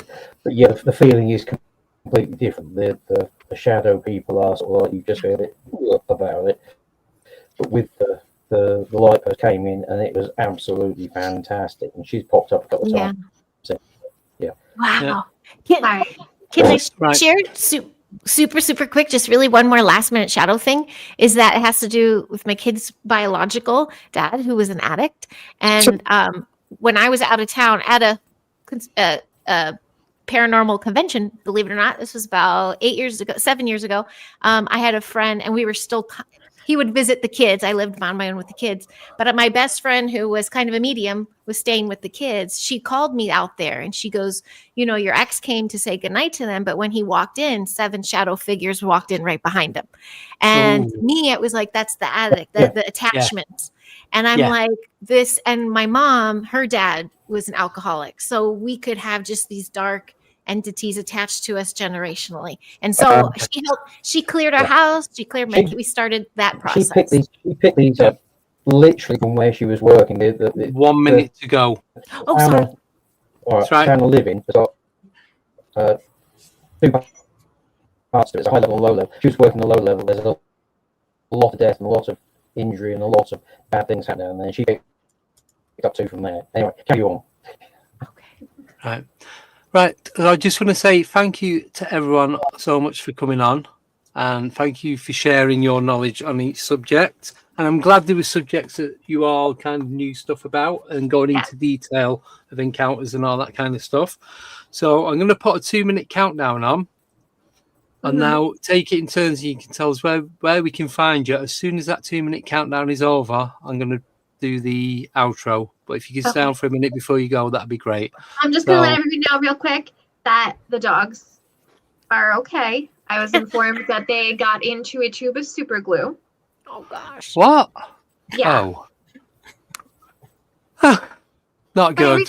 Everything's good for now. Right. We'll keep an eye on them, but... Yep. As long as they stick together, they'll be fine. Hey. Sorry. I do apologise. It's a late night. Right. So you've got 2 minutes. Go. T-minus 2 Stick to the minutes. Drago. Are we going in a certain order?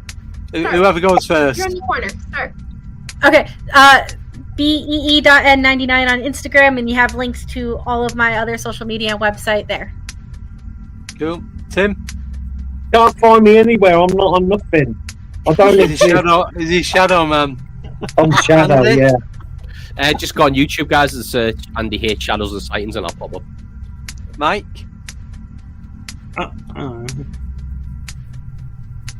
Mike? Yeah. I'll just appear on Facebook. Just look. Yep. Somewhere. Heidi? I'm on all socials. That's my YouTube on there, but it's also TikTok. Instagram's Heidi Los Angeles, but it's either me or an Austrian singer, Heidi Popp. I'm Googleable. Mr. Kopf. So I am on YouTube, Rumble, Facebook. T-minus 1 minute.